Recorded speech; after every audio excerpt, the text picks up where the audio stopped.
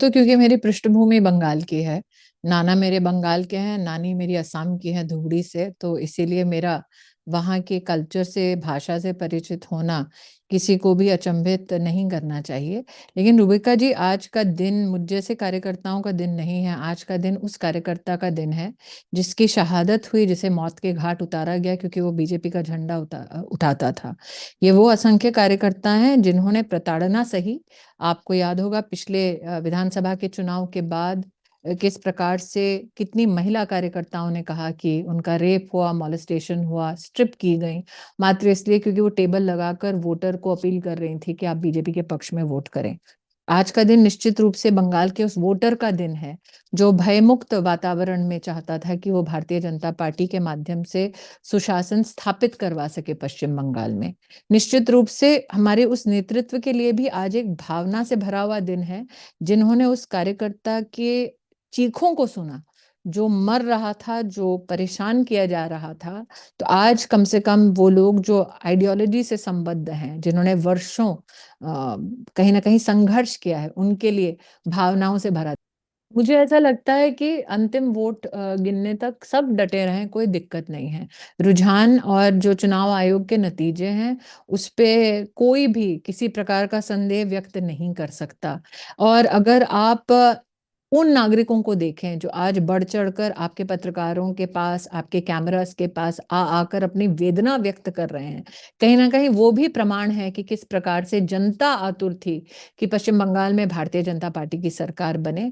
जनता त्राहिमाम कर रही थी, प्रताड़ित थी, और कहीं ना कहीं जनता की आज वो वेदना आप सबके सम्मुख राष्ट्रीय स्तर पर आज लोगों को देखने का मौका मिल रहा है।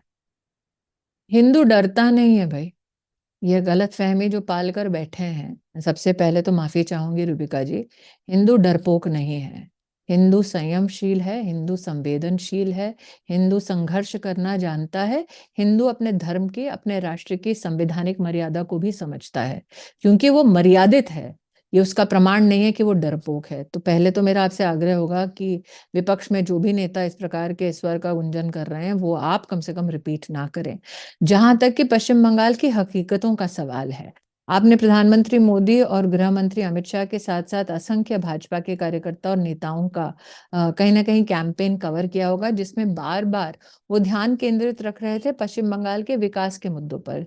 जैसे कि 2014 से लेकर 2026 तक देश में हमारी ट्रेजरी से कम 10,50,000 करोड़ रुपया मुहैया कराया गया पश्चिम बंगाल के विकास के लिए।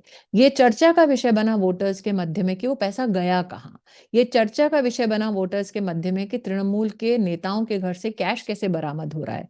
ये चर्चा का विषय बना जनता के मध्य में कि 25 लाख मनरेगा के फेक जॉब कार्ड्स तृणमूल की सरकार में कैसे बने, और वो पैसा जो गरीब के पास जाना चाहिए था वो तृणमूल के गुंडों के पास कैसे गया।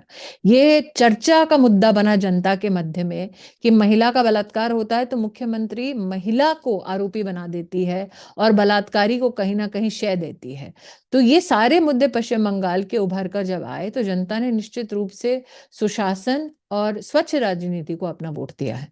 देखिए, जिन लोगों ने अपने परिवारों में, देखिए जिन्होंने अपने परिवार में पार्टीशन का कहीं ना कहीं एक ऐतिहासिक भुगतान किया है, उनकी आपको कहीं ना कहीं पारिवारिक संरचना ऐसे ही तितर बितर दिखेगी कि जब भारत का विभाजन हुआ तो कितने हिंदू हैं जो अपने ही देश में लौटे शरणार्थी बनकर।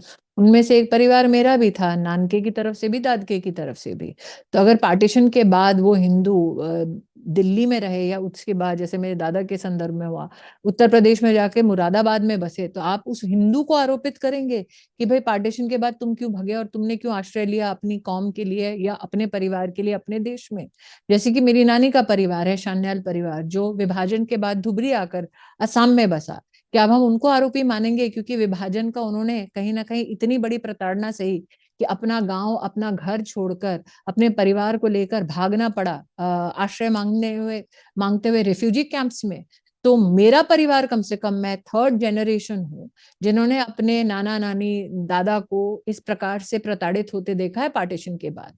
अब हमें कहा जा रहा है, हमारे परिवारों को कहा जा रहा है कि आप बाहर वाले हैं, तो पश्चिम बंगाल की राजनीति में हमने देखा कि किस प्रकार से तृणमूल कांग्रेस बेखौफ होकर घुसपैठियों का समर्थन कर रही थी, और मुझ जैसा कार्यकर्ता कह रहा था कि मैं अपने ही देश में कैसे पराई हो सकती हूँ, चाहे देश का कोई भी भूभाग हो। ये देश का संविधान, देश का लोकतंत्र मुझे इस बात का उतना हक देता है कि मैं कहीं से भी जाकर चुनाव का कैंपेन करूं। मेरी पार्टी अगर व्यवस्था देती, जी,